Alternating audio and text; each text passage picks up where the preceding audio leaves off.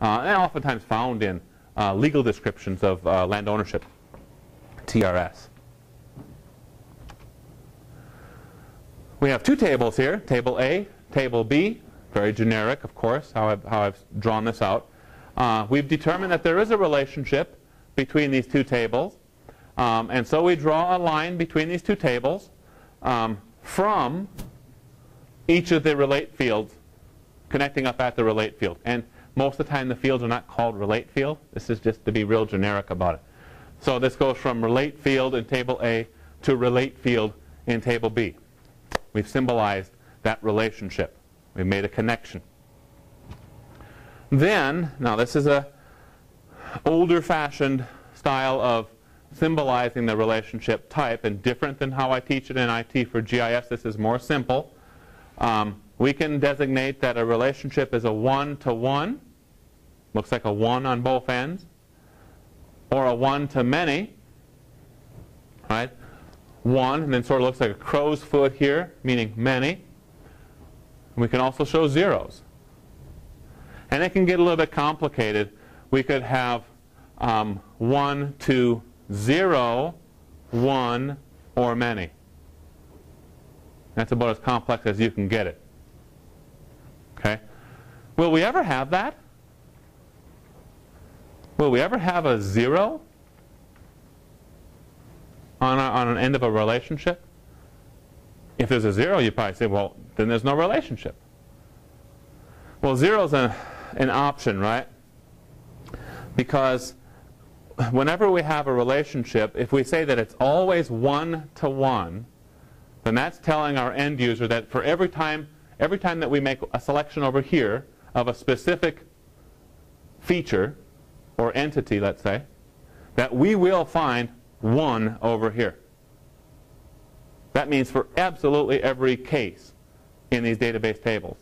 But that's not always true. Maybe normally we'll find 1, but sometimes we'll find 0. Go back to our sagebrush. Okay? Sagebrush summary and the master table. Oh yeah, the field crew was out there in the field. They found plot center. They took their photo points. They did forage sampling, all this different stuff like this. But there wasn't a sagebrush plant in sight. They were in the middle of crested wheatgrass, acres and acres, miles and miles. Okay? So there's no sagebrush samples at all for that sample point. So then what we have in that sort of relationship is this would be the master table, the point feature class. We have a point there, so there's a 1. Comes over here, sagebrush summary table. Normally it's a 1.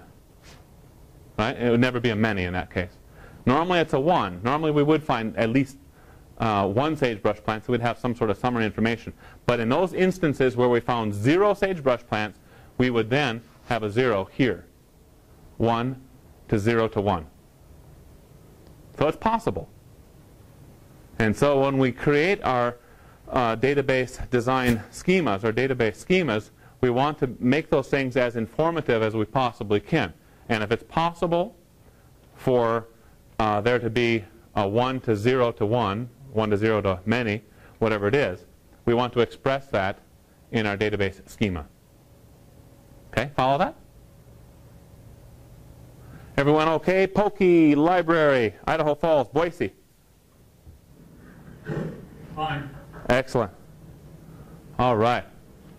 Well, let's go on then. Relationship classes in ArcGIS. These are created at what we call the workspace level of the geodatabase, or at the geodatabase level itself. The relationship classes, I'll note to you, must not contain any special characters. Now, the list or the suite of reserved special characters is database dependent. So I can't say to you, you can never use this set, as we're seeing on the slide. This is kind of a universal. For sure, you cannot use these things.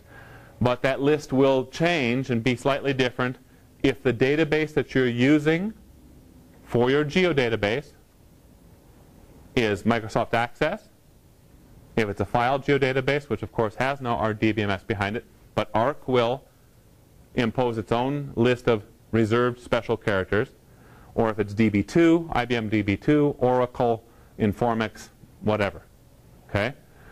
Sometimes it's trial and error if you really want to use special characters. My suggestion to you, my advice to you is don't use any special characters.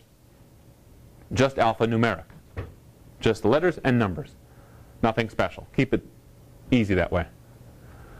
The relationship labels that you'll have to make use of as you're creating these relationship classes are limited to 32 characters.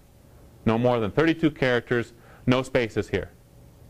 Okay? You can use camelbacking for the names. You guys know what camelbacking is? Did I mention that already in this class? Do you know? You're smiling? Don't know? No clue. No clue. Hey, Keith's got something on him, man. All right. Camelbacking is this sort of thing. And you see it, actually, I'm sure you've seen it. It's things like, let's say we want to call something my relationship class. And I say, I can't use spaces. I don't like to use underscores. That's a special character. Maybe I can't do that. So if we do capital M, lowercase y, capital R, lowercase e, l, blah, blah, blah, blah, blah, and then capital C on the end, it reads like my relationship class. Most people can see that. Can just read it right through. That technique is called camelbacking. So if you read about camelbacking now, you know what it is. Okay? I'm like hip or something. Oh, terrible, terrible, terrible. Topology rules. Now we're getting fun. Topology is, basic topology is the relationship among features within a GIS data set. Recall that shapefiles are non-topological. This information, topology information, is not stored for a shapefile.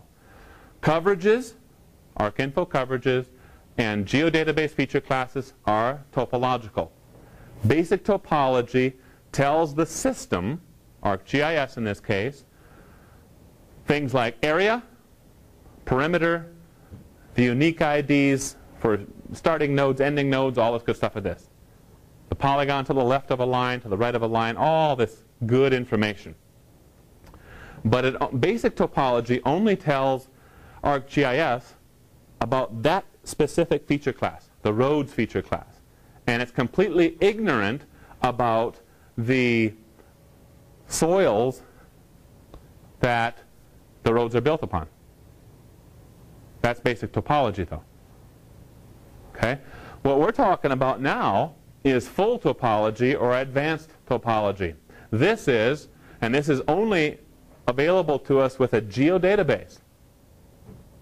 This is the spatial relationship among feature classes participating in a topology layer. So if our roads layer and soils layer are both participating in a topology layer, I use that word too much in this case, then suddenly our roads are aware, spatially aware of the soils upon which they're built. Okay? That's a huge concept. Very realistic, really.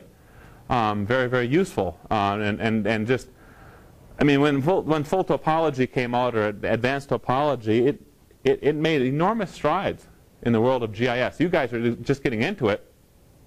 So you're into it when it's already existed. But before, it was a real limitation. You know, it did limit you in many, many ways when you can only work with feature classes that had basic topology. So to implement a full topology, to build a topology layer, those feature classes have to exist within a feature data set. Remember that? Talked about that, I think it was last week. And that feature data set has to have one spatial geographic reference system. All the feature classes have to be in that same geographic reference system. They also have to share the same spatial domain. Right? Isn't that what we talked about in the past? Sure. Sometimes you'll see this, as I have here, referred to as advanced topology. Some topology rules. This is a listing of, I think it's nearly all, if not all, of the topology rules that we can apply to the feature classes within a topology layer. The beauty part of the topology rules is that they're user-managed and customized, or customizable.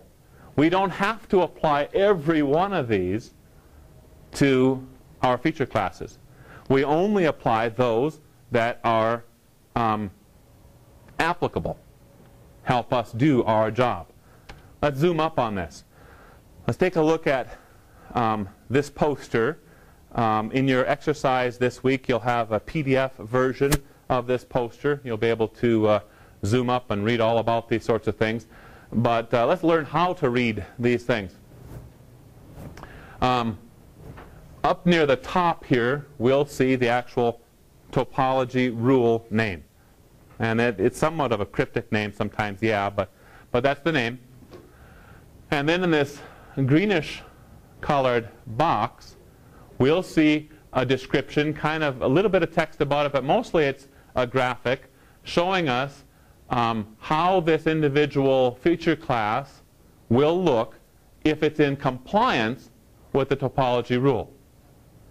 In this pink box, we'll see a description and little graphics showing us what the feature class or classes will look like if they're not in compliance with the topology rule.